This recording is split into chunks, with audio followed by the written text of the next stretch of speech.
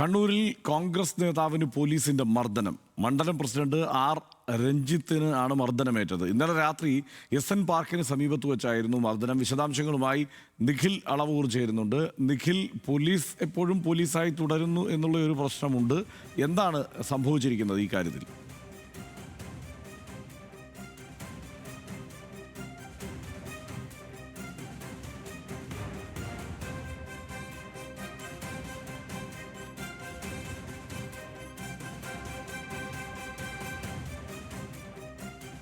കണ്ണൂരിൽ കോൺഗ്രസ് നേതാവിന് പോലീസിന്റെ മർദ്ദനമേറ്റു എന്ന വാർത്തയാണ്. മണ്ഡലം പ്രസിഡന്റ് ആർ രഞ്ജിത്തിനാണ് മർദ്ദനമേറ്റത്. ഇന്നലെ രാത്രി SN പാർക്കിന് സമീപം വച്ചായിരുന്നു മർദ്ദനം എന്ന വാർത്ത കൂടിയാണ് പുറത്തു വരുന്നത്.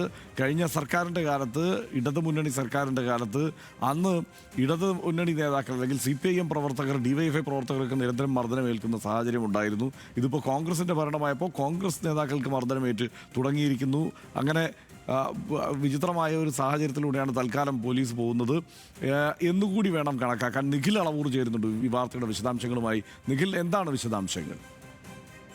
28-ാം തീയതി രാത്രിയാണ് SN പാർക്കിന് സമീപത്തെ തട്ടുകടയ്ക്ക് സമീപം നിന്ന് ഭക്ഷണം കഴിച്ചുകൊണ്ടിരിക്കുകയായിരുന്ന രഞ്ജിത്തിനെ ഈ മർദ്ദിക്കുന്ന സംഭവം ഉണ്ടായത്. ബിനു കൃഷ്ണൻ, രാജീവൻ, തൻസീർ എന്നിവർ ചേർന്നാണ് മർദ്ദിച്ചത്.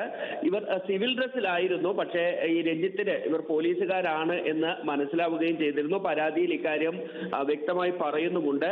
കൈകൊണ്ടും കാലുകൊണ്ടും മർദ്ദിക്കുകയും ഒപ്പം തന്നെ ഭക്ഷണം കഴിച്ചുകൊണ്ടിരുന്ന പ്ലേറ്റ് കൊണ്ട് അടിക്കുകയും ചെയ്തു തുടങ്ങിയ കാര്യങ്ങളാണ് പരാതിയിൽ പറയുന്നത്. രഞ്ജിത്ത് ഏതായാലും ആശുപത്രിയിൽ ഇപ്പോഴും ചികിത്സയിലാണ്. ഇന്നലെ തന്നെ പരാതി നൽകുകയും ചെയ്തിരുന്നു. ഏതായാലും ഇപ്പോൾ പോലീസ് ഇക്കാര്യത്തിൽ FIR രജിസ്റ്റർ ചെയ്യുക കൂടി ചെയ്തിട്ടുണ്ട്. അല്ല, ഇത് എന്തെങ്കിലും ഒരു കാരണമുണ്ടോ നിഖിൽ ഇങ്ങനെ മർദ്ദിക്കാൻ? ഇക്കാര്യത്തിൽ നമ്മൾ രഞ്ജിത്തിനോട് സംസാരിക്കുമ്പോഴും അങ്ങനെ പ്രത്യേകിച്ച് ഒരു കാരണവുമില്ല, ഒരു പ്രകോപനവുമില്ലാതെ മർദ്ദിക്കുകയായിരുന്നു എന്നതാണ് പറയുന്നത്. ഇനിയിപ്പോൾ അവിടെ CCTV ദൃശ്യങ്ങൾ ഉൾപ്പെടെ ശേഖരിച്ചാലാണ് പോലീസിന് അക്കാര്യത്തിൽ ഒരു വ്യക്തത വരിക. ഇപ്പോഴേതായാലും ഒരു പ്രകോപനവും ഇല്ലാതെ മർദ്ദിച്ചു എന്നാണ് രഞ്ജിത്ത് പറയുന്നത്. മുൻ കണ്ണൂർ കോർപ്പറേഷൻ കൗൺസിലർ കൂടിയാണ് രഞ്ജിത്ത്. കോൺഗ്രസിന്റെ ടൗൺ മണ്ഡലം കമ്മിറ്റിയുടെ പ്രസിഡന്റാണ്. അങ്ങനെ ഏതെങ്കിലും മുൻവൈരാഗ്യം ഉൾപ്പെടെ ഇവർ തമ്മിൽ ഇല്ലായിരുന്നു എന്നതാണ് നമുക്ക് മനസ്സിലാക്കാൻ കഴിയുന്നത്. എന്നാൽ ഈ പറഞ്ഞതുപോലെ ഒരു പ്രകോപനവും ഇല്ലാതെ പോലീസുകാർ വന്ന് മർദ്ദിക്കുകയാണ് എങ്കിൽ എന്താണ് അതിൽ സംഭവിച്ചത് എന്ന കാര്യം പോലീസാണ് ഇനിയിപ്പോൾ ഏതായാലും അന്വേഷണത്തിൽ കണ്ടെത്തേണ്ടത്.